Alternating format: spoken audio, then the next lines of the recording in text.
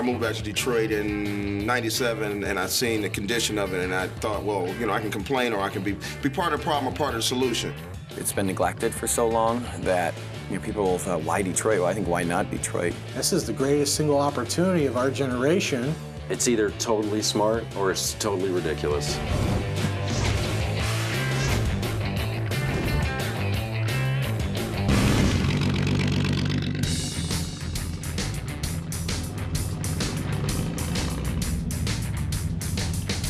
My wife and I moved to Detroit, Michigan from Pullman, Washington to invest in the city of Detroit and make a difference.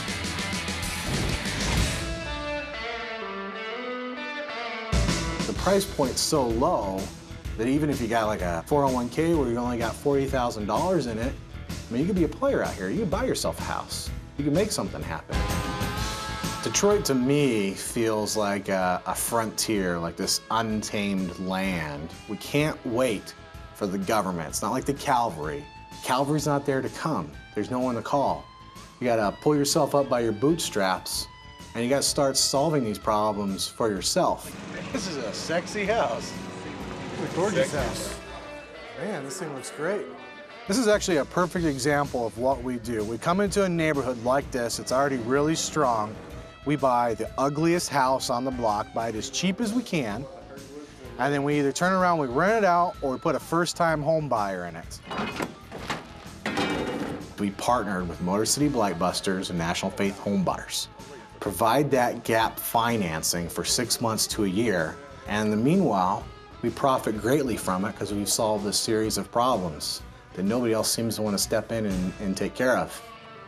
I would argue that you could actually make more money doing it this way by being socially responsible, because it benefits everyone, the entire community, and ultimately your investment, because your investment in a house is in that community. The government has their hands full, and maybe we can show them a couple things and be a model for other communities. It started with me just wanting to paint murals in the community and make a difference. Never intending to have a gallery, just wanted to have a private little art studio. I just needed a place to store my things. So I connected with the College for Creative Studies and Motor City Blightbusters. And that was a strong foundation, you know, to have a backbone. And we started this place in the back, and one thing led to another, and then we got the gallery, and then we did the coffee shop, and it just grew, and it just grew, and it grew.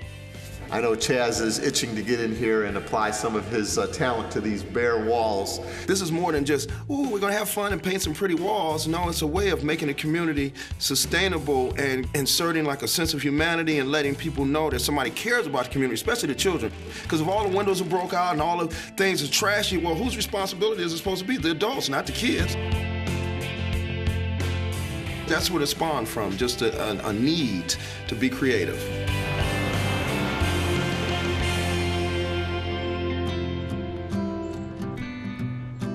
My wife and I bought this house, technically for $100, but then by the time you add up the fees and things like that, you know, it ends up being about $800.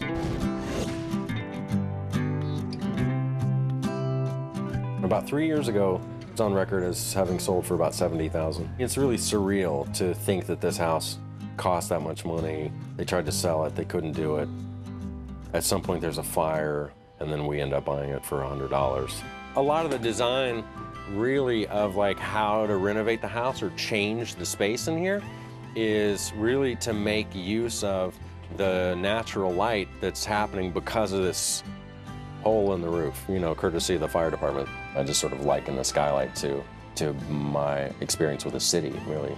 You can walk in and, you know, say go through the neighborhood or go through this house, and you think, well, what is working here? What is interesting or what is positive? This was a way that we could reduce our expenses and with our small income and still make work. We wanted to do it for fun and for free. Like, how can we buy a house for very little money, not have a mortgage, spend as little money to make it livable as possible, and just take it as it comes?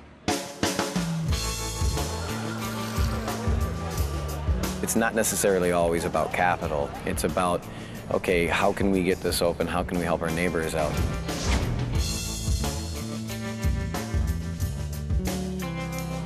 All my life I've worked in restaurants, so I looked to start one up and met the right people.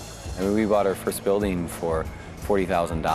I think, you'd add a zero in Chicago and probably 2 zeros in New York. Yeah, it wasn't in the best shape, but here what it allows you to do is put a lot of sweat equity into things. Our first year we tripled our sales expectations, and over the next 4 years we've tripled that again. How does a business succeed? It succeeds when you have a healthy community and they can afford to partake in what you're trying to do.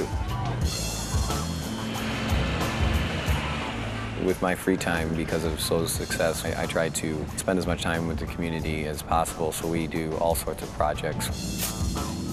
Hopefully, our ultimate goal for this park is an amphitheater with the train station as its backdrop. This is kind of like classic Detroit. I see great potential in places like this. We have architecturally significant buildings that are ready to be rebuilt. We have great potential to inspire the world again. Trying to figure out how to fashion your own life by your own vision in a way that you feel good about, I think is pretty huge. You got to have a community behind you, and see, right now we got a community behind us. I think ultimately, hopefully, we'll be a city that others will learn from. You only got one shot at it.